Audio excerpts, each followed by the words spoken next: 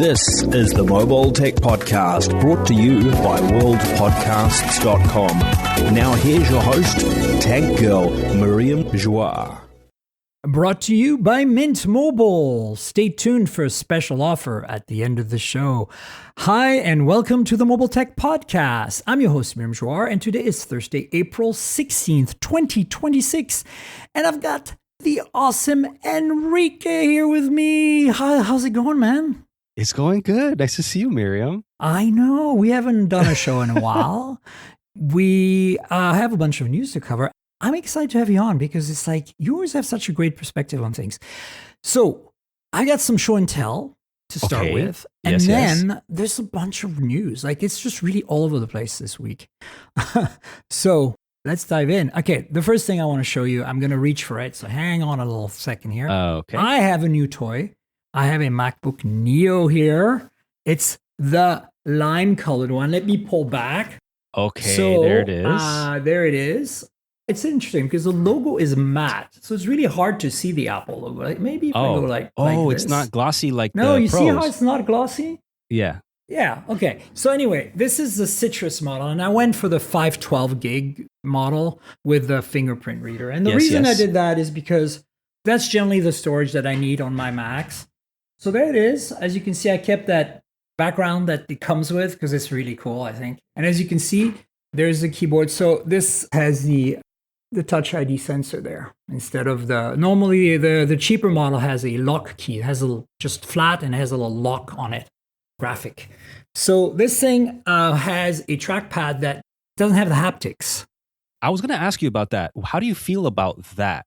So it feels exactly the same. In fact, it's possibly a little clickier. But the thing that they did that nobody's really done right before is that if you click on it, here, I'll put it next to the mic so you can hear it. Oh, yeah. I mean, it sounds just the same. But the cool thing is it doesn't matter. You can click right at the edge up here. It feels the same. And like you can feel the trackpad moving in, unlike, the haptic one, which doesn't actually move, but gives you that tap, right? Exactly. The whole thing moves down when you click, but it doesn't matter where you click and it's perfectly even. So they've done a really good job with that. Keyboard is not backlit, but as you can see, it is a very lovely keyboard. It feels exactly like a MacBook Air keyboard. There's no difference between this keyboard and any other Apple keyboard. So the trackpad, even though it's probably cheaper to make and slightly simpler, still feels like a proper Apple trackpad. The keyboard feels like a proper Apple keyboard. This display, as you can see, I'm in average brightness, 50% right now here.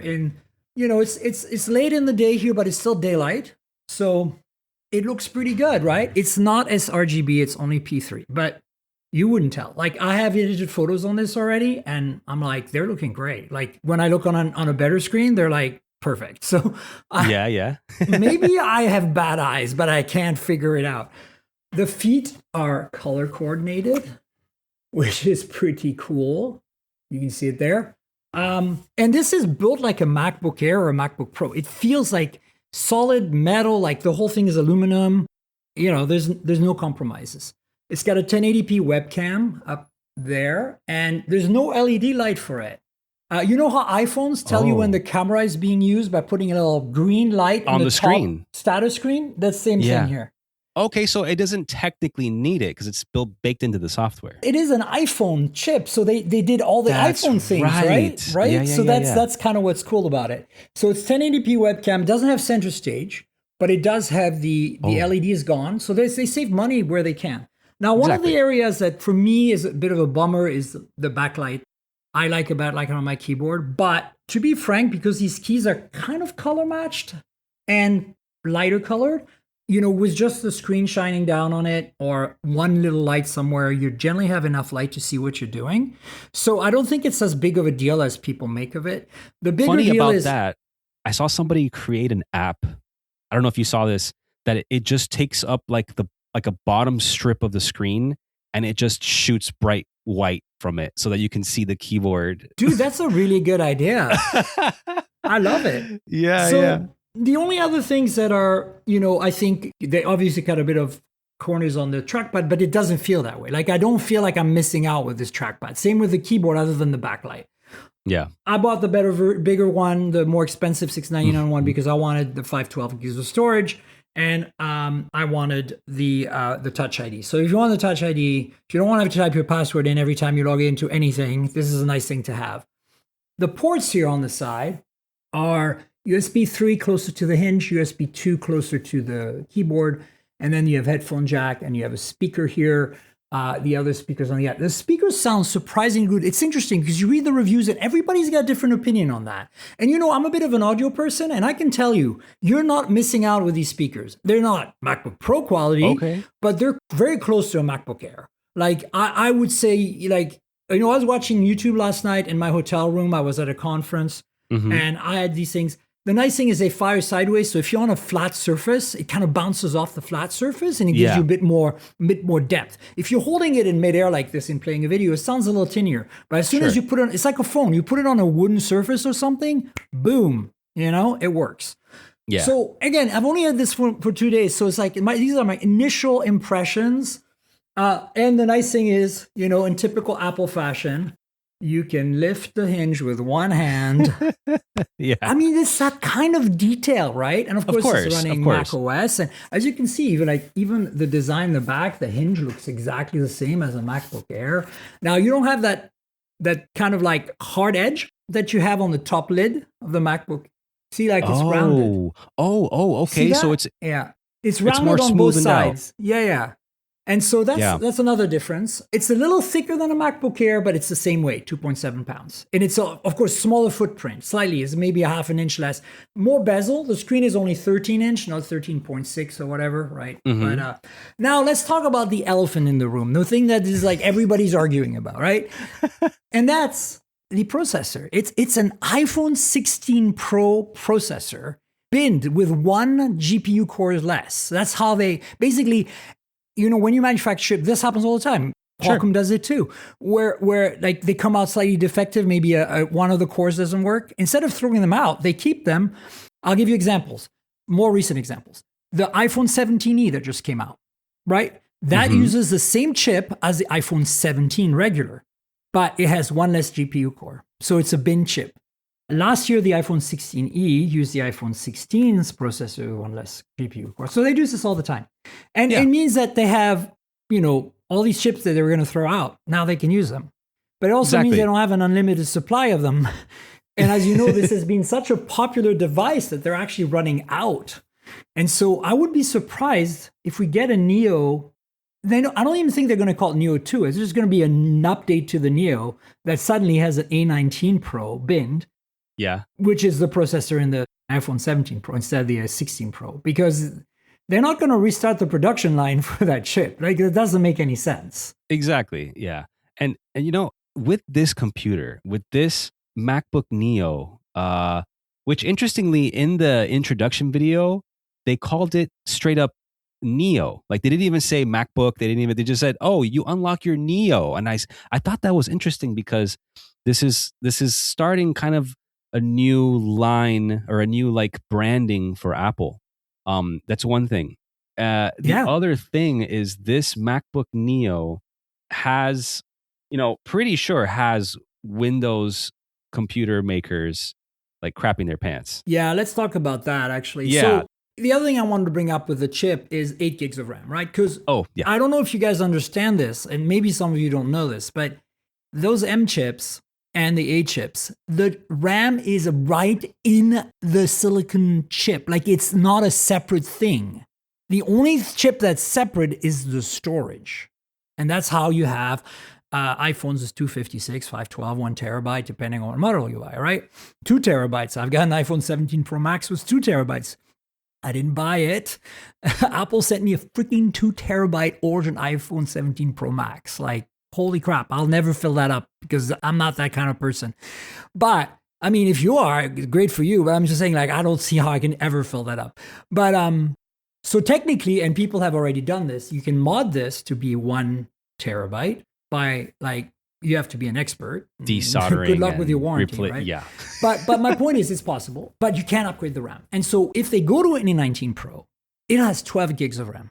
So okay. those of you complaining about the RAM will be happy to know that in a way, if they do come out with an updated Neo that they still call Neo and is exactly the same but has a newer chip because they're running out of chips and uses the iPhone 17 Pro chip but binned, then we're going to get 12 gigs of RAM automatically. It's the only option. There's no other option. So good. Now, 8 gigs of RAM doesn't bother me because I have multiple Macs, M series Macs, that have 8 gigs of RAM. And I never have a problem with that. I keep most of my Macs on average 5 years each. In 5 years, it might be a little tight to have 8 gigs of RAM on this, right? And that's where I think there is a lot of, I can agree with the argument and people saying, oh man, 8 gigs of RAM. Like my old MacBook, which is like almost 3.5, 4 years old now, my MacBook Air M2 is 8 gigs of RAM. And it's been solid as a rock for that time. And I've never had any issues with memory. And guess what? I'm going to keep another 1.5 years probably before I upgrade because it's roughly my 5-year cycle, right? And I had an M1 Air that I, by the way, traded in for this. People are going to be like, what do you mean you traded in the M1 Air with Thunderbolt for the USB? Are you nuts? No, because I want the new shiny toy and the cool color, okay? Like my M1, was a bit beat up, but I got $300 from Apple for a trade-in, so why not, right? Anyway, the point I'm making is that RAM is not an issue for me, and I understand if it is an issue for some other people, right? Right now I'm recording on Mac Mini here with an iPhone 16 Pro, actually. I have the same chip in here in this camera up there. Because I'm in San Francisco in my studio, so I have 16 gigs of RAM on this Mac Mini M4. But my iMac in Vancouver is an M3. I bought the wrong Mac. I bought it like 3 months before they announced the M4 with 16 gigs of RAM default. And of course, I got the 8 gigs. So I was like, 8 gigs good enough. I only plan to keep this for 5 years. So I'm used to 8 gigs. It's, between the M1 MacBook Air that I traded in, the M2 Air that I own and travel with, which is now getting replaced by this for the time being, and the M3 iMac with 8 gigs I have, 8 gigs is fine. And I run DaVinci Resolve to do my video editing. I run Audacity for the podcast recording. It's running right now in the background here. Photo editing, I use Affinity. Some people use Adobe products, but I don't want subscriptions. So Affinity is you pay once and you use anyway. So I have no problems, but I don't use RAW. Like I don't shoot RAW. I don't shoot more than 4K. And as you know, all these chips, like these phone chips and the M chips, they all have MPEG-4 and H.264 and H.265 and AV1 encoding and decoding and hardware, exactly. Right? So that's never really an issue. But look, is the SSD slower than my M2 Air? Yes. Is it slightly slower than my M2 Air? In use, I'm not noticing any difference. And if you look at benchmarks, in fact, single core, this is faster than my M2 Air. It's only in multi-core that my M2 Air is faster. And in my M2 Air, it came with 256 gigs of storage. This has actually more storage than my M2 Air. So I have no problems with storage issues. So it's been fascinating to see that Apple can deliver something that is this good for $699 or $599 if you're willing to go for less storage and no fingerprint sensor. It's remarkable. And, those of you who listen to this podcast regularly, I'm not an Apple fangirl. I am a Mac fangirl for sure. Like, I love my Macs. But unlike what a lot of people think, I do not use any of Apple's services. I can switch to a Windows machine tomorrow, and because I'm using DaVinci and Audacity, all my stuff will work. Now, Affinity won't work on Windows, but I'm sure I'll find some kind of photo editor that'll work. That will be similar because Affinity just behaves a lot like Photoshop. So, maybe GIMP, the open source, free, I don't know. The point is, I want to retain my kind of platform independence. And the reason I like Macs is not because of the ecosystem. It's because I love the hardware. It's Unix. So like I can open a terminal window and I can like dick around like I used to, back in the day when I was a software engineer. And for me, that's kind of a lot of fun. I really love that aspect of it. And that's also why I like Linux. And then on Windows, I always feel a little constrained because I have to install it. You can install all that Linuxy stuff as a separate install, but it's not there by default. So for me, it's like, I love the hardware and I love the OS because also I don't feel like tinkering. When I'm on a Windows machine, I start going like playing with all the settings and like I get lost in it. Same with Linux. It's like Linux is even worse. I can like, oh my God, it's terrible. So Mac is like, you very little, you can change my background. I change my screensaver. I can move the dock around, but like yeah, that's about it, you know? And in a Sure. way, that's kind of keeps me honest because, you know, I'm like going to be distracted otherwise. So that's kind of why. Makes sense. But now you can get all this goodness that I was getting for $1,000 before on an Air. I can now get for 700 or 600, and 500 if you're an educational discount if you're an edu email address. So this is amazing. And as you said, what do you think is going to happen to PC makers? Are they going to follow suit, or are they just going to give up at this point? I don't know. I mean, Right? it's going to be hard to make an offering that's compelling against this. Right. They're going to have to start stepping up hardware. They're going to have to start stepping up somehow, or I don't know, because when I think of a $600 Windows computer, it's nowhere near what the Neo is offering. I know, and there's a lot of videos out there that argue, "Wow, come on, it's not that bad," and they, you know, but all of them are like, "Yeah, these are $1,000 laptops that are selling at Best Buy for $700 or $600." You know what I'm saying? They're discounted. Oh, yeah. So people tell me you can go to Best Buy and buy a MacBook Neo for the same price as you can buy a relatively decent $1,000 Windows machine. Yes, because the $1,000 Windows machine is discounted. What do you think is going to happen when the Neo is available on the Refurb Apple website?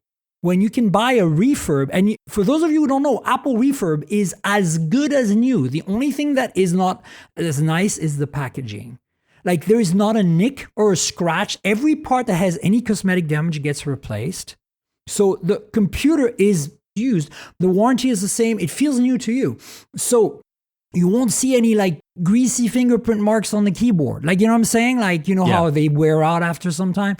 Like, no, none of that. So when you can buy that for $399 eventually on the base model on Refurb, then where's your comparison with that $1,000 discounted laptop, Windows people?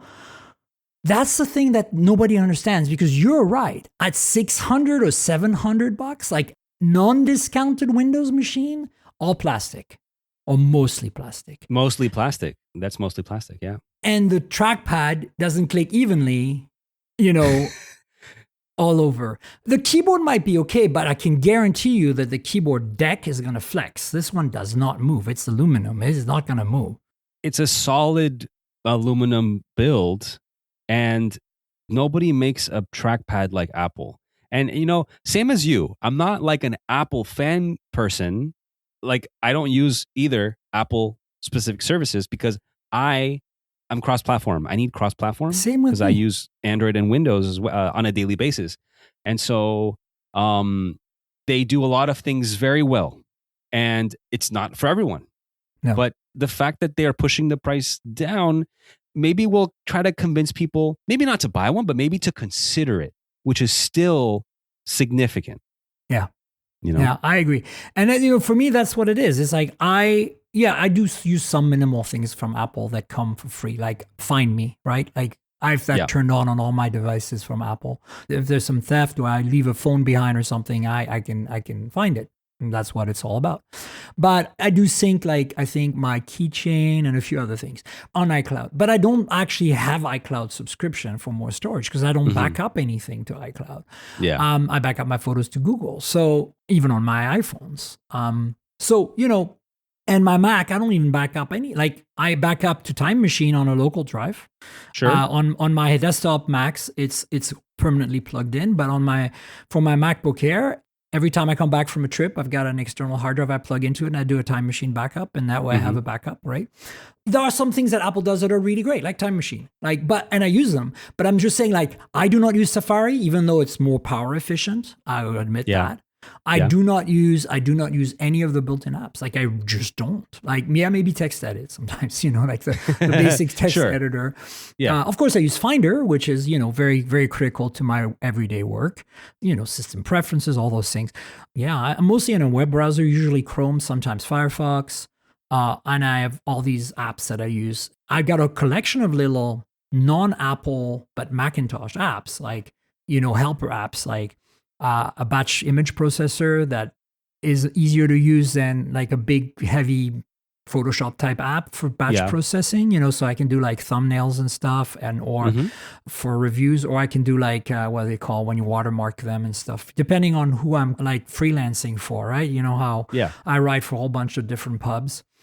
But that's the kind of stuff, like my use is really simple, but I like the idea that I have, and I'm a big Chromebook fan. I love Chromebooks, especially the higher end ones. They're really nice. But unlike a Chromebook where I can maybe just run Android apps and then I can install Linux on some Chromebooks, I have the option to run some really nice Mac apps that are really helpful, and but I can live without them. It's not the end of the world, but there's no DaVinci on Chromebooks. So that definitely would slow me down. Yeah. And no Audacity on Chromebooks. So, but the point is for pure writing. So that actually brings us to another thing, and I want your thoughts on this. So Sure. Your opinion is that PC manufacturers are going to have to either, improve the hardware somehow and maybe cut their margins a bit because they don't have the economies of scale as Apple. I think about it. With that A18 Pro processor that's recycled, it costs them nothing. It's already there. They have it. And then the manufacturing processes, they've perfected those over the years for the Air and for the MacBook Pros. So they're familiar on how to do that. It's got a relatively small battery in there compared to an Air because the processor is so efficient. So that's probably pretty affordable. Which Windows laptop that costs $700 or even costs $1,000 and is discounted $700 has a decent webcam? None. Like that's the one thing Apple is really good at. The webcams are always really good, right? Yeah. So look, I'm not saying I want to see a Windows machine that competes with this. I want Asus in particular to go after this hardcore. Because remember, when Apple did the MacBook Air, I'm not talking about the MacBook Air Wedge. I'm talking about the original, the crazy expensive Air, the one that Steve Jobs pulled out of a manila envelope on stage. Oh my God, that was insane. When they did that, the same thing happened as with the Neo. The entire PC industry freaked the F out and was like, oh my God, what do we do now? And so Intel was like, well, let's create these things called Ultrabooks. Remember Ultrabooks? And guess who did the first Ultrabook? And it rocked. It was amazing. It was really, really nice. ZenBook. Asus. The original ZenBook is a direct result of Apple disrupting the PC market back in 2008 when the original Air came out. Like, I want Asus and Lenovo to go after this and do right, but I'm not sure they can keep hitting that price point without and still make money, because also they have to pay Microsoft a $50 license for the freaking OS. That's the thing, is Apple has so much control of every aspect of making the MacBook that they can afford to do that. But you're right. The license fees, who's going to make the chips? Like, there's a lot of suppliers that are part of this chain that makes it more difficult to compete with something like the Neo. And then you have RAM. The RAM apocalypse that's happening, right? So Windows, right. Again, the Windows people are going to tell me, but Miriam, at $600, $700, I can buy a discounted Windows machine at Best Buy that normally costs $900 to $1,000, and they all come with 16 gigs of RAM. And I'm like, yeah, that's great. I want 16 gigs of RAM on my MacBook Neo. Absolutely. But guess what? If they actually make a laptop this nice in the Windows world, they won't be able to afford 16 gigs of RAM. And so here's what I think is going to happen. I think Microsoft and Intel and these manufacturers are going to work really, close together. Intel's going to try to give them a chip that is pretty decent, or maybe they'll go to Qualcomm and get a chip that's pretty decent. That's what I was thinking. Yeah. And get that performance at a reasonable price. And then they're going to make 8 gigabyte laptops. And what's going to happen is Microsoft is going to make a version of Windows that's highly optimized that runs on 8 gigabytes. Mark my effing words. And it's going to happen not because it should happen. I don't believe that. I want 16 gigs of RAM. But because the RAM prices are out of control. So they don't have a choice. If they're going to make a laptop this nice, Asus or Lenovo or HP or Dell, at this price point, if you do a Windows version that runs on 8 gigs, okay, then it might fly. So I want to see the answer. I want to see the response to that. I'm excited about it. This is going to elevate the entire PC industry, and Chromebooks are going to have to improve as well. Because you're going to say, well, Miriam, you can buy a Chromebook for $200. Do you know how much of a piece of junk that is? It is not good. Like, this screen is 500 nits, okay? It's not crap. It's bright. Like, compared to the average washed out 300 nit screen on even $1,000 discounted to $600 Windows PC right now. Now, some of them have OLEDs at that price, but that's very rare. You have to have a serious discount. Yeah. Like last year, 2 years ago model with an Intel chip that's like 5 years old or something. Anyway, look, I don't want to gush too much. I just want to say, like, I want competition. I am not an Apple fangirl. I'm a Mac fan because I like the hardware and the OS, and I like that it's Unix at the core. But I'm really excited that you can buy this quality of laptop for this price, even with its compromise, like the ports in particular. One USB 3, one USB 2. The USB 2 part, well, but I understand. Again, it's an iPhone, right? So Exactly. So they have a single USB port. It's kind of a miracle that there's a second USB port. They probably put a little hub in there, and that's fine. Like maybe some sensor that's in an iPhone is not being used here, and they're able to use that USB port for something else, and they decide to use it for the second port. That's what I can think of, because a chip has a finite number of USB interfaces on it, right? Right. And there's obviously only one 3.0 interface. And of course, there's no Thunderbolt. But, you know, when the rumors were floating around that this MacBook Neo was coming back like 6 months ago, I immediately told people, if it's running an A chip of some kind, it will not have Thunderbolt, because there's no iPhone that has Thunderbolt. Right, right. So it will have, you know, USB 3. And that, honestly, I got transferred from an SSD earlier today, and I'm not noticing a difference, because my SSD is USB 3 and it's not a big deal. Unless you have like a Thunderbolt SSD or something, then you'll notice, but I think it's fine. Anyway, let's talk about another thing I have that's fun. And I can only really show you because I can't talk about it. It's kind of sad. But this thing is awesome. It's amazing. And it is the Oppo Find X9 Ultra.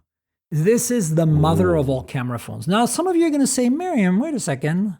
Xiaomi 17 Ultra, Vivo X300 Ultra. Yes, all of those are phenomenal camera phones as well, but I don't have them. So my point of reference is this guy, and it's really great.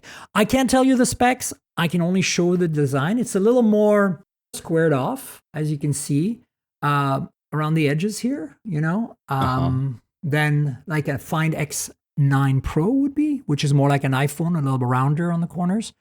But it's gorgeous display. As you can see, beautiful build and design and metal. And look at that orange camera button. Oh, and I like the orange accent around the camera. You see that? Yeah, this thing is very hot. And the camera lenses are insane on this That's thing. a big camera hump. Like not like a protruding, it's just a huge Look at the camera lenses. island. It's insane. I don't know what's under there, but Wow. so stay tuned, because I will be able to tell you more soon. It's a treat. That's all I can say. And it's beautiful, and it feels amazing in hand, because this part there, the part that's textured between the metal parts, is kind of fake leather. It has the same texture as a camera, you know? Oh. And the rest is all metal, like this bar here and all that, you know? And of course, the frame is metal, right? Your ports. It's your standard smartphone in every other way, right? Like, it's a flagship of all flagships, but then the cameras are like cranked up to 11. It's basically what you're looking at. And Xiaomi does the same, and Vivo does the same too, right? So, yeah, that thing. That looks really nice. I'm looking at the renders here on GSM Arena of the X9 Ultra, and yeah, those orange accents are nice. The arrangement of these cameras is interesting, and looks like there's also some photography kits that will be available for it. Yeah. And so just so you know, like, if you want to see this a little closer up, go to my Instagram. I have a beautiful photo of it. It's a static photo, but still, it's really nice. If you want, there's a lot of creators. A lot of us have the phone. A lot of us were able to show it. Some people have done some beautiful reels out there. So if you want like a really nice unboxings out there, we're allowed to unbox it. So check it out. The interesting thing is, and you know, there's rumors that this phone's coming out on April 21st alongside its kind of baby sibling, the X9S. So here's the thing, TikTok cycle, right? Oppo does this where in the fall they come out with Dimensity powered phones, like the X9 Pro came out and then the X9 regular. And definitely the Pro had also like a camera attachment, a telephoto, teleconverter thing. And I got that. I reviewed it. If you go to geekspin.co, you'll see my review there. Mm-hmm. and the teleconverter is really cool. A bit cumbersome to use, but cool. That phone until now was my favorite camera phone that I'd ever used. The Pro version of, the lesser version of this phone that I just showed you. It's hard to say that when you're like, consider how good the Pro is already. Like, I don't know. Oppo is really killing it. Between that and the Find N6, which is their folding phone that I have, which is incredible, which I've covered a few times on the podcast. Anyway, point I'm making is they make this TikTok cycle where in the fall they come out with the Dimensity powered flagships, the Pro and the regular. And then in the spring, they come out with the S and the Ultra. And the Ultra is generally Qualcomm powered and crazy, like really crazy. And generally only China only, but this time it's coming globally. And Oppo has revealed that the Ultra that I showed you is coming globally. Now the 9S, we didn't know because the S phones have never come globally. They've always been reserved to China. And that is also coming globally, apparently. That's another rumor. And alongside with the April 21 date. So stay tuned. I'll have more on those. I'm not going to get a 9S to review, but the 9S is basically the 9 from the fall with some updates. I think slightly better cameras, but we don't know what the processor is. I'm betting on Dimensity 9500 Plus. That's what I'm betting on. Because last year, that's what the S had. The S had the Plus version of the 9400, I believe. Anyway, we'll see. So OnePlus, what are your thoughts about all these rumors that are floating around? This is kind of crazy, right? It really is. I mean, the first kind of like, interesting, okay, that I kind of got was when the OnePlus 15 came out without the Hasselblad partnership. Yeah, that was weird, on the right? camera. Right. It came out of nowhere. Yeah. And it was like, why? It was a good partnership. Why why was it dropped?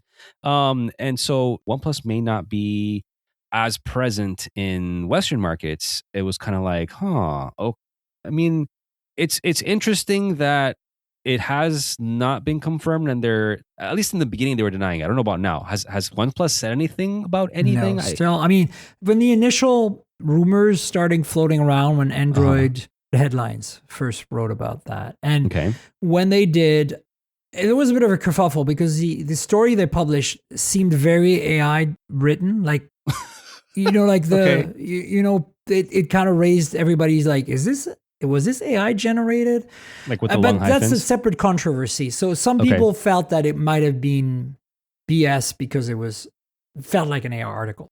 Mm-hmm. But others have said that they believe it. And I think there's more and more little cues that have been thrown out. But OnePlus, after this initial announcement, came out and said, no, we're sticking around,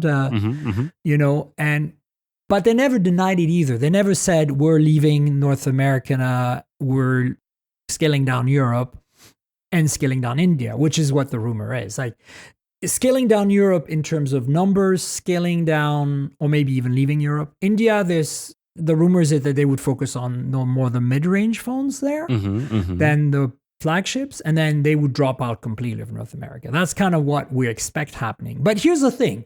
Last week, we talked about 2 new phones, including the Nord 6, which is out in India or coming soon in India. And that's a mid-ranger, so that checks. And now in China, of course, we know that OnePlus, there's a whole rumor, never said that OnePlus would disappear completely. In China, they would continue to exist. Right, exactly. And so they're making kind of affordable flagships right now, with the A series. That's always been kind of like the equivalent to our R or our T series here, So the Ace Ultra now, A6 Ultra is being teased. And that thing looks kind of insane. I mean, look at it. I'll put the links in the show notes, folks. Like the design on this, it kind of looks like a OnePlus 15R, but it has this weird like graphic in the back, this purple luminescent thing. They're leaning into the Ace branding on this design here. Yeah, and it almost feels like a gaming phone almost. I'm looking at the renders, and the Ace branding kind of feels like an afterthought. Yeah. Compared to where you see how the OnePlus logo's right smack in the middle, and then they just kind of, we'll just throw it on there just to make it, pop. I mean, it's an interesting looking phone. I mean, like with the, the all matte look and the purple that pops through, it looks nice from far. Like it does look striking. It does stand out. That's for sure. Yeah, it does. I agree. Yeah. So, by the way, for those of you who can't keep track of these Chinese market phones, I'm going to help you out. So, the A6 in China, that's been out for a while, is extremely similar to the OnePlus 15R, right? So that should give you a point of reference. Definitely the same chassis, and then some minor differences in terms of cameras and stuff. Similar size display, similar size resolution, similar processor. One is a 8 Gen 5, the 15R. The other one's a 8 Elite, non-Gen 5. And cameras are essentially the same. Batteries are slightly different in capacity, charging speed slightly different. As you know, the OnePlus 15R has a 7400 milliamp hour battery, which is pretty insane, and the A6 has a 7800. So that's what I meant when I said like the A series is kind of like the R or T version of the OnePlus phones we were getting in the past, because the 6 is almost directly translating into the 15R that we got. So the Ace Ultra is kind of an improved version of that, I guess. Now, the rumors from the specs here is probably going to have Dimensity 9500, which makes sense. It's cheaper than a Qualcomm top chip, but it's just as powerful, roughly. And then, there's also an Ace 6T, believe it or not, to complicate things. That's a little cheaper than the A6. So China has a whole kind of like world of OnePlus phones that we never get to see. They also have a kind of a gaming focused brand there. I think I can't remember what it's called. So OnePlus is not going away. It's just, it might be going away for us. It might be going away for Europe a little bit. And at least in Europe, you're still getting Oppo. And then if you're in India, you're probably going to be stuck with mid-rangers and you'll get your flagships from Oppo, right? But it's all bad news in my opinion, because the OnePlus brand, I feel, is better known in the West. And India is probably a wash, right? Oppo, OnePlus. But in Europe, I mean, OnePlus is Oppo, probably, I don't know, it's hard to tell.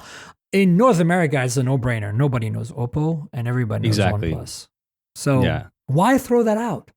Also, it's the only officially attainable, supported by the proper bands and everything, Chinese manufactured phone we can get in the US, other than Moto, Lenovo, right? It's sad, like, because, you could always go like, okay, you can buy an iPhone, you can buy a Samsung Galaxy, you can buy a Google Pixel. Those are all pretty tried and true.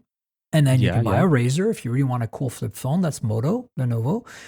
But then if you want to kind of like undercut everyone in terms of performance, battery life, and, price, value, you buy a OnePlus. And you have a 13, which I'm so glad you kept that and didn't go to the 15, because it is better, in my opinion, than the 15. I love it. The cameras are way better. And you don't get the latest chip. So what? And I have to say, the big battery, the 7300 milliamp hour is crazy. But you have a pretty big battery in yours too. It's 6,000 something.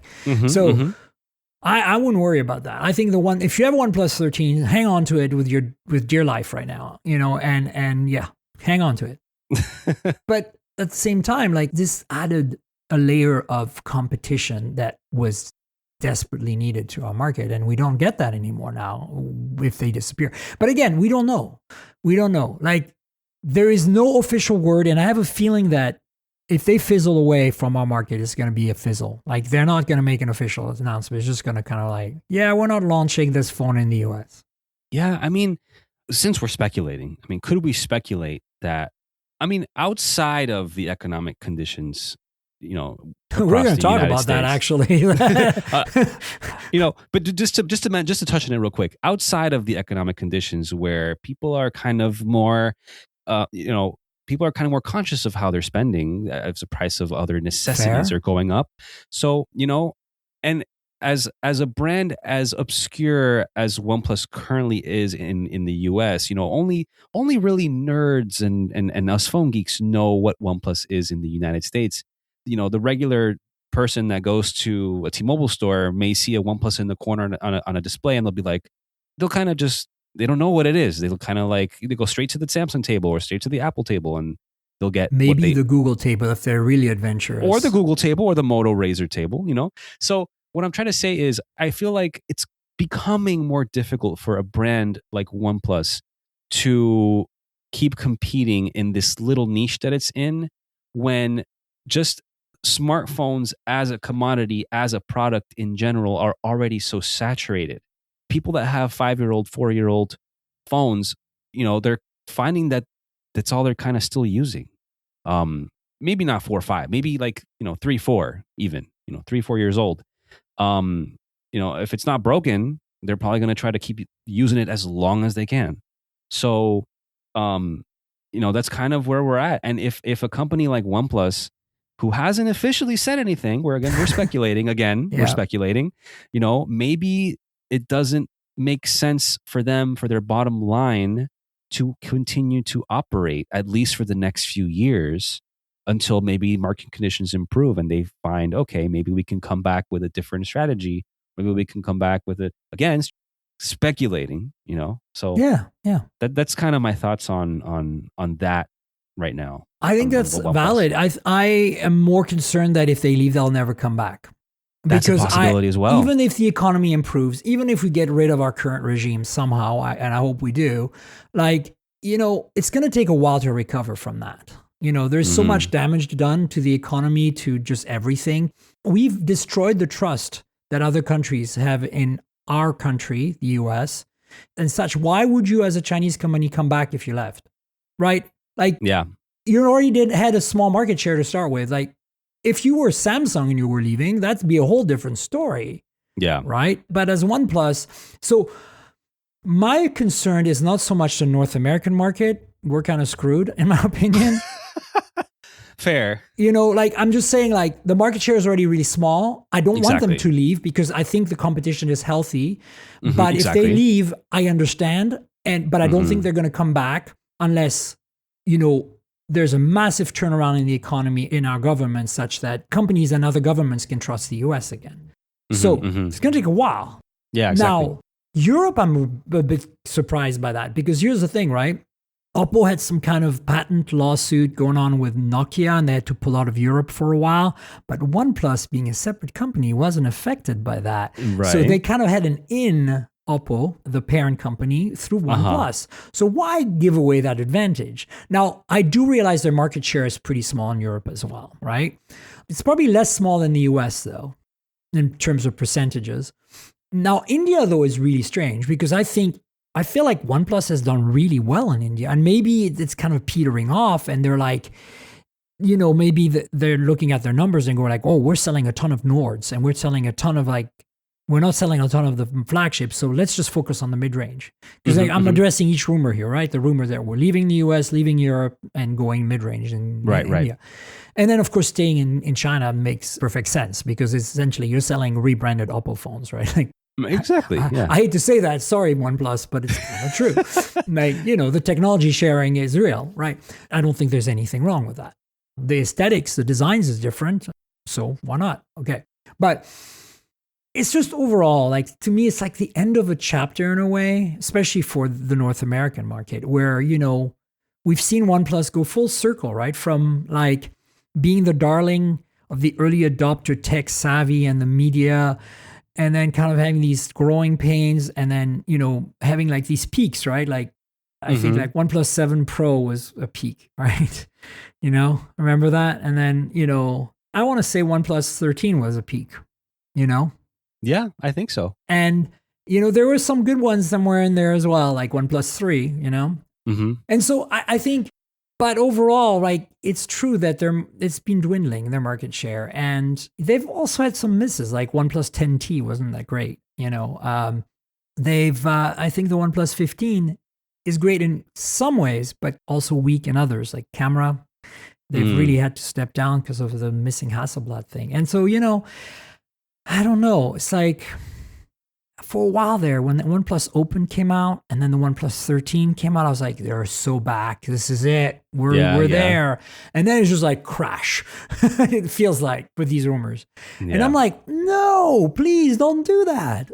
Yeah. I mean, it's just, aside from just economic market conditions, just the supply chain, just tariffs, just everything is just kind of against its favor for, staying, reasons against. There's more I get reasons to pull out than more reasons to stay. And I think Yeah. that pretty much sums it up. Speaking of, market conditions, Samsung raised the prices on a whole bunch of their phones. And I wouldn't be surprised if it's because of RAM, primarily. Because here's the thing. Apple can lock in supply chain way in advance of other manufacturers. They're the best at that stuff. And they probably locked in RAM prices for at least 2 or 3 more years. Which is why you can get a MacBook Neo for $699 and $599 with 8 gigs of RAM. But, Z Fold, there's small increases in price, like $80 for the Fold 7. It's like the Fold 7 is so expensive, $80 is not going to kill you, right? But there are some in there that are a little bit more problematic, I feel like. Some of the tablets, $50 more, The A11 even has gone up by $50. Like, that's a lot of money for an A series phone. $249 to $299. Oof. So anyway, I'll again put a link in the show notes so you can see the damage. But here's the thing. Before you panic, and I know you're not panicking because you guys are smart, but right after these was announced, this price, because they actually sent us PR about it. Right after that, people went online, people being the media went online to see what the real prices were out there on Amazon and Best Buy and stuff. And the prices are way lower than that. Like, the discounts are still there. You know what I'm saying? Like the typical Samsung, and never mind the carriers with their trade-in deals and all that stuff, right? Like, so I wouldn't worry too much yet, especially if you're the kind of buyer who is on a plan and buys a phone every 2 or 3 years because you're on a plan with your family and it makes more sense to walk into the Verizon store and buy a Z Fold than it does to buy, an unlocked OnePlus Open. I get it. But my point is, don't worry too much. But it does show you the trend of where we're going with MSRP, right? And that's a bit worrisome. Yeah. So and a company like Samsung with MSRPs, like you said, they typically will discount the prices anyway. Yeah. So it just kind of gives them more space to push up a little bit against the discounts. Yeah. So yeah, it makes sense. And given everything with the pricing and the tariffs and RAM and it makes sense. I see it. I see why. Yeah. So, back at CES and at MWC, we got to see the Moto Razr Fold, which is their book style folding phone. And we got to see it at CES, and we got a few specs given to us at MWC and got a little more in-depth hands-on time with it. Great. It seems to be a good, solid competitor to the Z Fold 7. And of course, we have zero idea on pricing yet. But if they can undercut the Z Fold 7, because supposedly the chip is not the highest tier Snapdragon chip, that could be a good way for them to save money. The thing is sexy. It's thin. It has triple 50 megapixel cameras. We know that's true. And it's got a pretty compelling package. So if they can undercut Samsung, it's going to be a great phone. The problem is, get with it, Moto. Like, why isn't this phone out yet? Like, you showed it to us at CES. It's like 4 months ago. Then you showed it again a month and a half ago at MWC. Like, why is it taking so long? It better come out before Samsung's Z Fold 8 and Z Fold 8Y, right? Yeah. I mean, given the timing, like you said, if they showed it back in January and we're in April now, they might still be tweaking it. No, of course. Is this their first open style fold? Correct. Yes. Okay. Yeah. But look, I agree with you. I'd rather them do it right than mess it up. Yeah. Right? Okay. Exactly. But you have to worry about the competition, right? Because here, remember, look at, for example, what happened with the Pixel 10 Pro Fold. It's essentially a 9 Pro Fold with an updated chip and MagSafe, right? Okay. Yeah. But in terms of weight and thickness, it is absolutely no longer competitive. And you're still spending almost the same amount of money as you're spending on a Z Fold 7. But Moto is competitive right now with what they've shown us. So what I'm saying is this is why you can't wait too long. So this brings us to the rumor. The rumor is that European market might have this phone launch on May 6th. So we might have relief from this little pain that we have right now of like, can you pop the baby? Can you, can you please give us this phone? So look, stay tuned. We'll find out, right? Again, I'll link to a story here in GSM Arena. basically they're accepting pre-orders for May 3rd. So May 6th on sale date. There's some pricing leaks here. £1,799, 2,000 euros. That's a lot of money. If it comes to the US, it has to be cheaper than that because, Z Fold 7 and then Z Fold 8. Exactly. So because we know it has a lesser, there you go. So it's powered by 8 Gen 5 apparently, not an 8 Elite Gen 5, which personally I don't care. I'm fine with that. 6,000 milliamp hour battery though. That's pretty good. That's as good as the Oppo Find N6 that I have in my pocket that I really love. And then, triple 50 megapixel camera, I believe, is one of the things that they showed at MWC. So look, stay tuned for that. But of course, if there is a book style folding phone, there's got to be some new Razrs. Last year, they came out around this time in April. So I think it's only a matter of time till we get new Razrs at this point. But we've got some leaks of renders. And it looks like nothing's changed. I mean, I'm sure they'll update the innards a bit, right? Yeah. But in terms of design, and honestly, I'm not being critical here. Like the current Razr and Razr Ultra are super well oiled, super well tuned hardware wise. Like they don't need to improve. They could be thinner. Yeah. They could have bigger batteries. Yeah. Silicon carbon, Sure. like in new chips. But other than that, sure, the cameras can be improved, but that's really tricky to do on a flip phone, a folding flip phone. There's not a lot of real estate to get the big cameras in there. Exactly. So I'm happy. The spec leaks of the Razr 70 Ultra, which would be the equivalent to our Razr Ultra 2026 if we get that here.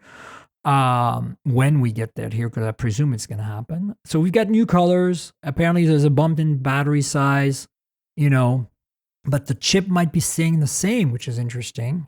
8 Elite. So we'll see. And then, of course, there's new colors for the 70, the cheaper model, the 699 model. I believe that's what it was. For us, it will be called the Razr 2026. Whether there will be a Razr Plus, because that was in between last year for our market only. We got 3 Razrs to choose from in North America, but the rest of them only got 2. So I'm not sure what we're going to get. But here's the thing. All these rumors, all these leaks tells me that at some point soon, I'm going to get a phone call from Moto or an email saying, hey, come and join us for our launch or something.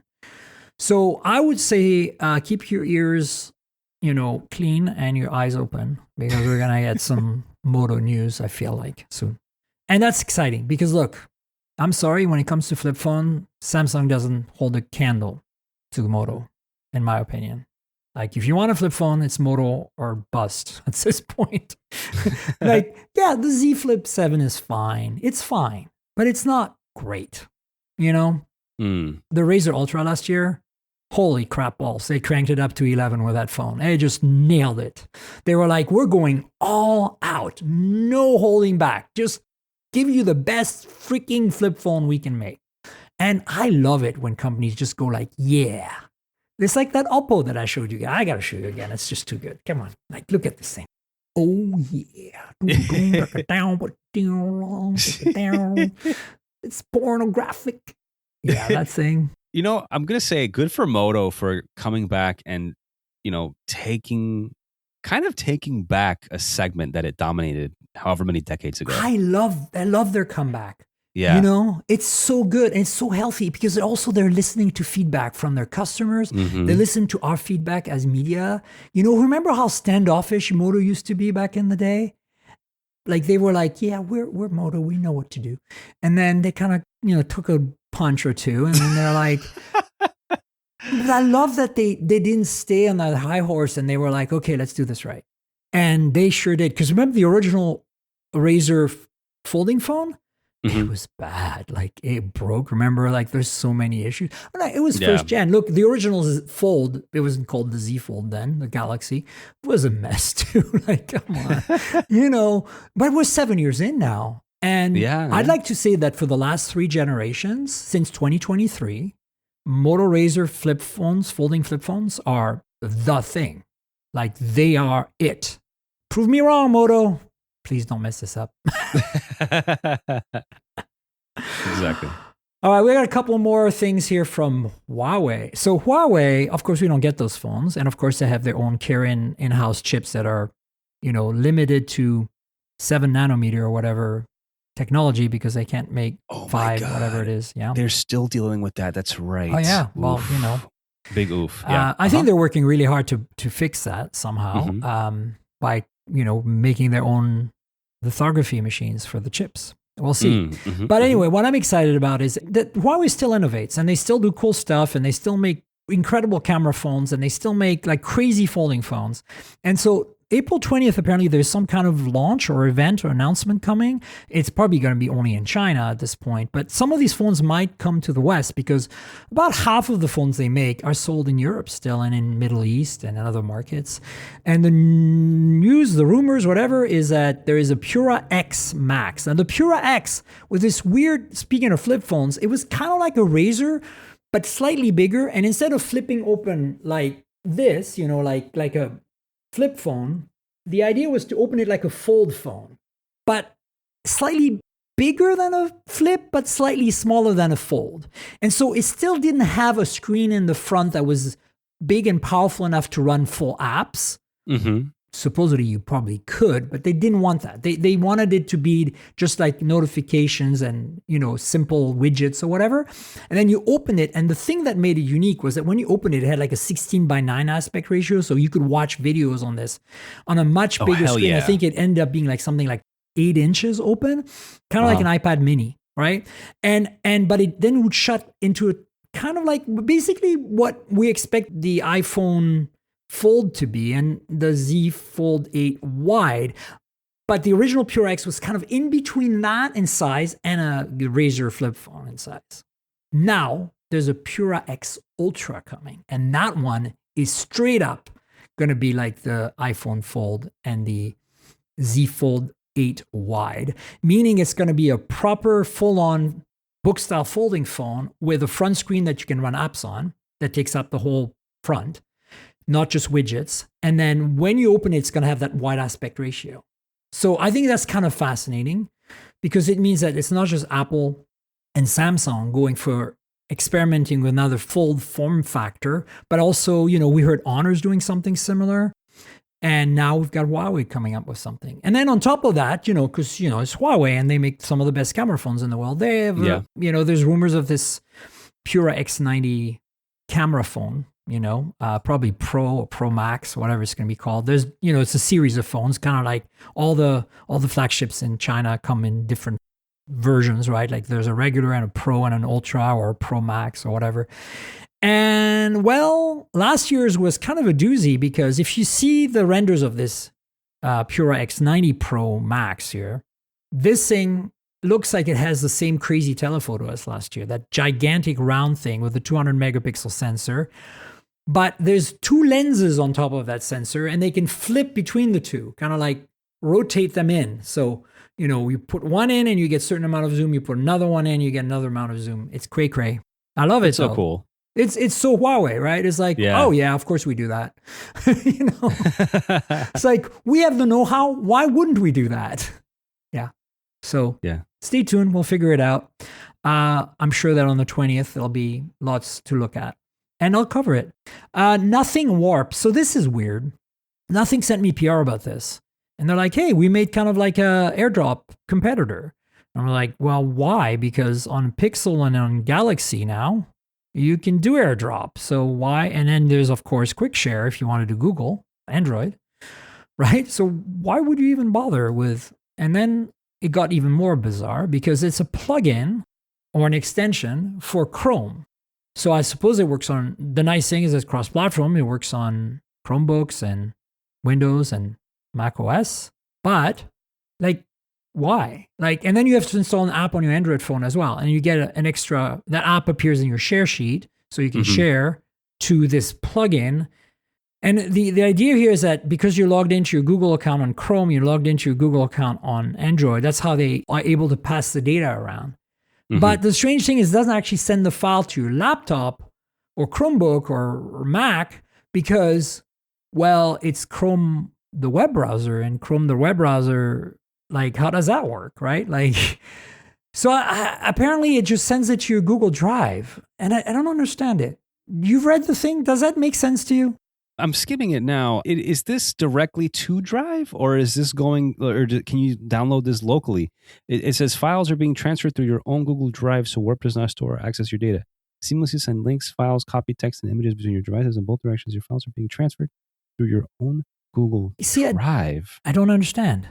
Why does it need to transfer files to the Google Drive if all it needs to do is like get it from your phone directly, peer-to-peer? The plugin could just be a thing where you click on it and it pops up a web page that has a download link and you download the file. I'm not sure. I need to try it out is what I'm saying to make sense of it. Yeah. But I don't understand why it exists in the first place when we have a perfectly good quick share, whatever it's called, the sharing for Android. And we have a perfectly good implementation of, that is, Google created this implementation of AirDrop that is now on Pixel and on Galaxy and is coming. Apparently, Oppo has already announced that they're going to support it too. So, and that requires zero software. I've literally exchanged files from my Pixel to complete random strangers that have iPhones. I'm wondering if they did this because it's the quickest and most direct way that they can say they have some kind of like their own transfer system. Because yes, Google has it where it works with AirDrop and Samsung as well with the latest phones. But for nothing to develop this, I don't know what technically is needed to implement this into your firmware. Right. I don't know how complex that is. Maybe this was less complex so that they could be like, hey, we can do this now. But it doesn't sound like it's even has anything to do with working with AirDrop. It's just directly to, but like you said, it works with Chrome. So that's like their shortcut. See, the other thing is there's this app that's free that exists on every OS and exists on every phone called Local Send. Local Send is great. I mean, all you need is Local Send. Like, I'm sorry, like this is much better solution than what they're describing because you don't need a web browser running at all for that. It's a dedicated Mac OS app, a dedicated Windows 11 app, and a dedicated Linux app. Now, it doesn't run in Chromebooks, so there's that. But it does run on iOS and it does run on Android as well. So you are covered. Think about how you said that though. Local Send made a Mac app, a Windows app, an Android app, and an iPhone app. And it's free. But all nothing had to do was make a Chrome extension. True. They only had to do one thing. But you need a Chrome browser running. But you need a Chrome browser running. Or Chromium. So Chromium. So you could use Edge. So you can use Edge and you can use like Chrome Beta, and there's a bunch of other Chromium variants. Look, I'm not saying they shouldn't have done this. I'm not panning it because I haven't tried it. I'm just trying to understand the logic, and it's a little puzzling. When I got the PR, it didn't seem to make much sense, and reading this article doesn't make more sense either. It just kind of seems like a me too, we can do it too kind of feature. Yeah, exactly. Because, it takes a very specific user to want to do transfers between computer. Because, okay, listen to this. Easy transfer between Android and your computer, depending on your operating system, because it's a nightmare to transfer anything using a cable on Mac OS to Android. But with Windows, it's much easier. It's an MTP. Maybe, well, okay, to be fair, MTP is not efficient. It's very slow and it's kind of clunky. So maybe that just kind of adds another layer of, we're baking this in so that you can do easy transfers. I get it. But as I said, Local Send solved this problem a long time ago. Yeah, you're right about that. And it's really good. Like, it's so easy to use. So, yeah. I'm spoiled with OnePlus's O Plus Connect. Oh, yeah, it works. Good. It works so well. It's cool. Look, Insta360 did a touchscreen viewfinder for your phone that clicks on to the MagSafe part of your iPhone or a MagSafe case for Android. This is a really smart thing. It's a small display, 3.5 inches. It is just, basic 480 by 800 pixels, 60 hertz. It's only 7.3 millimeters thick. And there's two versions, an $80 version and a $90 version. The $90 version has an adjustable LED ring light around it. Connects to USB-C to draw power from your phone and to do the display connection. And you're going to say, why would you put a display on the back of your phone? Well, if you don't have a flip phone or a folding phone, you would do that so that you can use your rear cameras for selfies. And boom, this is a brilliant idea. And I have to say, Insta360 is killing it with their products. And this is another one of like, you know how sometimes products are made and you're like, of course you do that.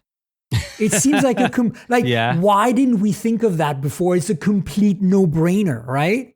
Yeah. That's this product. And that's why I'm highlighting it. I don't have it. They're not a sponsor of mine. I have no, skin in the game here other than I think it's a brilliant idea. And, a lot of us have Macs cases for Android. And if you don't, it comes with a magnetic ring. You can stick to the back of your phone or the case. And so you're set. And I think it's super cool. I love it. This is a really great idea. It's available. I'm looking at the Amazon listing. It says April 22nd, so soon. It's coming. Yeah. $90 for the light version, or the one that has the ring light, and then without the light, it's $10 less. This is a great idea. I mean, direct USB connection.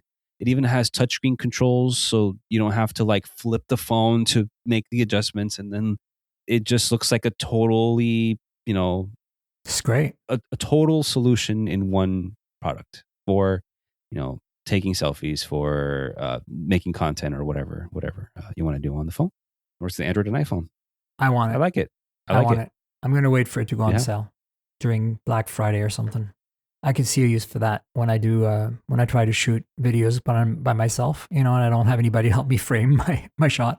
I'm looking at the Amazon listing. Towards the bottom, it says compatible devices. It's listing a lot of brands. It's listing Apple, Samsung, Huawei, OnePlus, Vivo, Honor, ZTE, Google, Xiaomi, iQOO, and Oppo. So this is going to be sold in many markets, it looks like. Yeah, it's pretty great.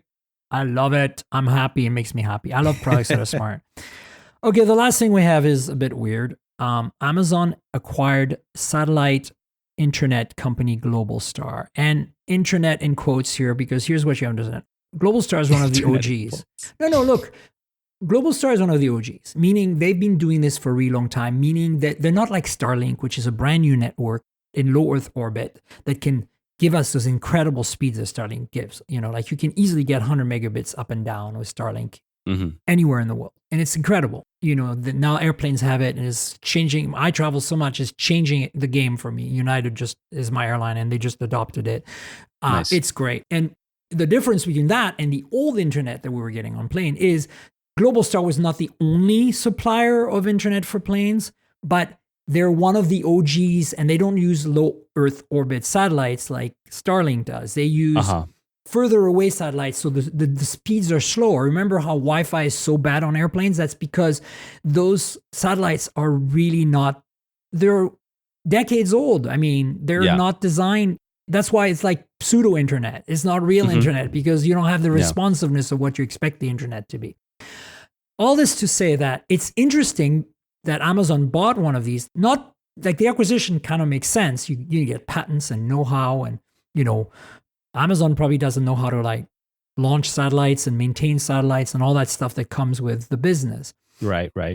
But Amazon has also been trying to create their own competing network to Starlink from scratch, low Earth orbit, same idea. And they've been launching satellites and supposedly they're going online soon. So they already have something that can compete with Starlink that's in the works and designed to grow. So why would they, other than like I said, the knowledge and the know-how and the brand recognition and the partnerships that Globalstar has with businesses like airlines.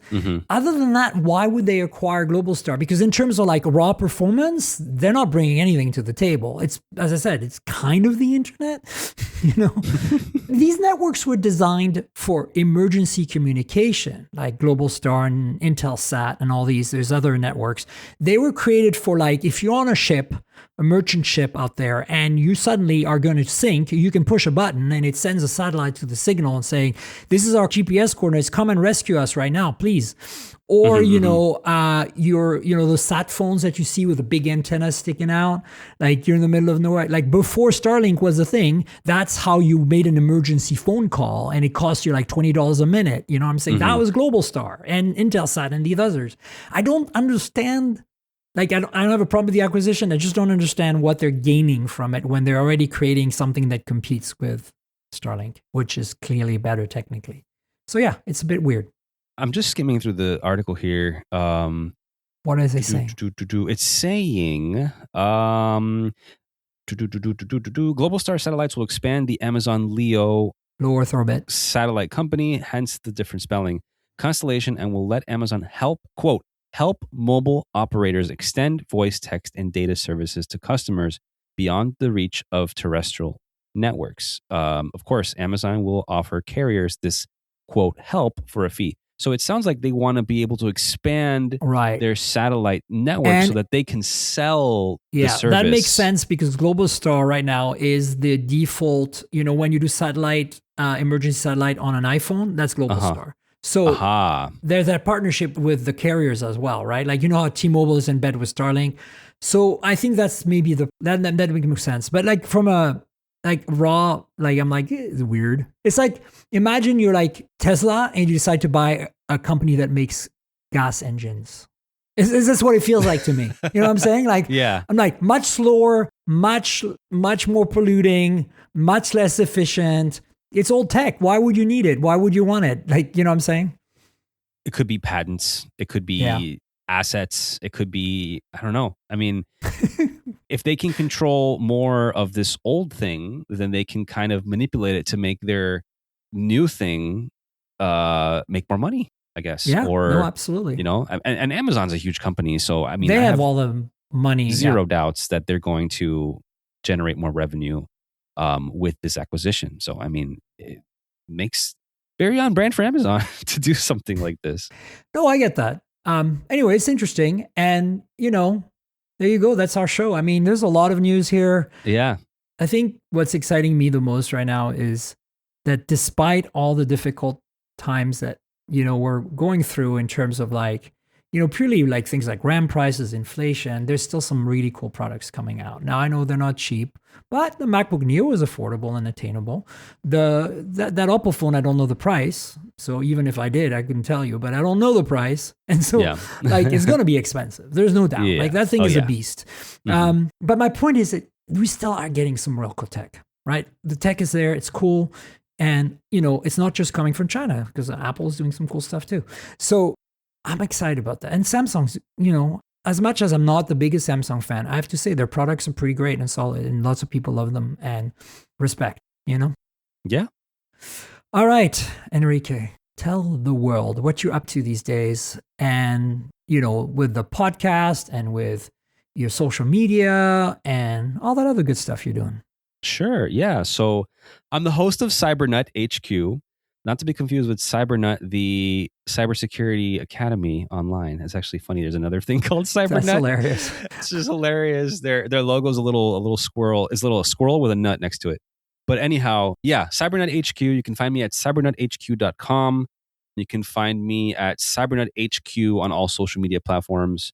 And basically, it's just me talking about tech and other things that I like. I kind of delve into retro tech and, kind of topics of like tech back when I was younger and kind of delve into video games, still kind of developing what it is. But if you want alerts on when I go live, as I go live on Twitch semi-regularly, you can head to cybernuthq.com and find the Discord link on the homepage. And just in general tech and stuff I like content. Yeah, you should definitely follow Enrique and check out the Cybernut podcast because it's a lot of fun. I love your angle and your approach to it. It's, a lot of it is tongue in cheek and I love it. It's really fun.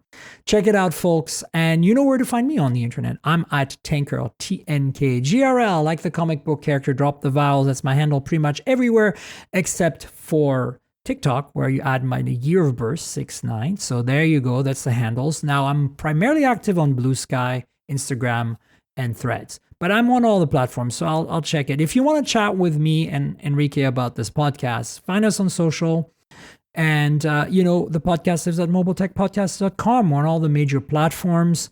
So subscribe, tell your friends if you're first time here, check it out. We're on Spotify, YouTube Music, and Apple Podcasts, and pretty much everywhere. So, yeah, there's your YouTube channel as well. You can get some videos monthly or so. I post some unboxings, hands-ons, reviews, that kind of stuff. Mobile Tech Podcast is the channel on YouTube.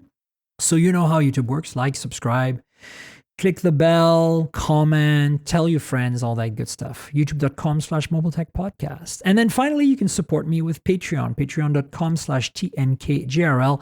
I showed the MacBook Neo and I showed the Oppo Find X9 Ultra earlier. You know, if you're wondering while I showed those and we talked about stuff, visual stuff, that's because there's a video version of this podcast on my Patreon. And if you're a Patreon, for $5 a month every week, you get a show a day in advance on video. And so you get, you know, sometimes I leave extra content and bloopers and fun stuff, but mostly you get to see us play with devices and show them off. And you see our faces and our reactions and all that. So if you want to support me, go to Patreon, patreon.com/TNKGRL. And finally, I want to thank our sponsor, Mint Mobile. You know, I review a lot of phones, so I'm constantly juggling multiple devices. While that's fun, it also means I'm spending a lot of money for wireless service on multiple SIMs. Thankfully, there's Mint Mobile, and that's who I'm teaming up with for today's podcast. If you want to save money on your wireless service, switch to Mint Mobile. You've probably seen the Mint Mobile ads featuring Ryan Reynolds, but let me quickly tell you how fantastic their service is, especially for tech-savvy early adopters like us. Mint Mobile offers premium wireless for as low as $15 a month, and you don't have to sacrifice any coverage, speed, or data. They're built on the nation's largest 5G network. They keep costs low because they sell direct to you online. They cut out the retail stores and salespeople. Why should you pay more than you have to for access to the same network? In my experience testing phones, Mint Mobile delivers the same data speeds and call quality as the big three for a fraction of the cost. Switching to Mint is super easy. Thanks to their eSIMs, you can sign up and activate immediately right on your phone from the comfort of your home. No more standing around waiting in line at a big wireless store. You can keep your current devices and phone number and easily switch services. And if your phone isn't eSIM compatible, Mint will ship you a new SIM card free of charge. The whole process only takes 15 minutes, and if you get stuck, Mint has a great customer service team to get you through it. All Mint Mobile plans include unlimited nationwide talk and text, plus lightning-fast 5G and free mobile hotspot. Mint will show you how much data you use each month and recommend plans that save you money. Mint also offers a modern family plan that lets you set up a super affordable family plan with as little as 2 lines. Use my link, mintmobile.com/mobiletech, to get premium wireless starting at $15 a month. Stop paying more than you need on your wireless bill and start saving big with Mint Mobile. And Enrique, thanks so much for being my guest. It was a lot of fun to have you on again. Of course. Thank you for having me, Miriam. You know, I'm always down to come on the show and talk some tech. And it helps me catch up, too, with what's going on in tech news. Right on. Always ready to boogie. Yeah, I like that. We'll definitely have you on again. And folks, I'll have another podcast next week, so stay tuned for that. Until then, cheers, everybody. Ciao. This has been the Mobile Tech Podcast with Tank Girl, proudly presented by worldpodcasts.com. You can visit us online at mobiletechpodcast.com.